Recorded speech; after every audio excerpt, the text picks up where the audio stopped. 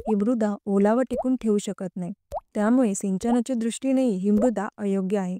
या मृदेची सुपीकता खूप कमी आहे. याउलट अशी कोणती मृदा आहे जिची सुपीकता जास्त आहे? आपण काळ्या मातीबद्दल माहिती घेतली तेव्हा हा गुणधर्म बघितला आहे की नद्यांच्या खोऱ्यात काळ्या मातीची सुपीकता जास्त असते. तिच्यामध्ये ओलावा टिकून धरण्याची क्षमता पण जास्त असते. पण मित्रांनो, हे पण लक्षात असू द्या, जमिनीच्या सुपीकतेच्या आधारावर काळ्या मातीचा दुसरा क्रमांक लागतो.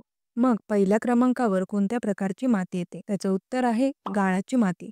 ॲल्युव्हियल सॉइल बोलतात तिला, जिच्यामधील सुपीकता सर्व माती प्रकारामध्ये आदर्श मानली जाते. काळ्या मातीत असलेल्या चुनखडीच्या योग्य प्रमाणामुळे जमिनीची सुपीकता कमी होत नाही.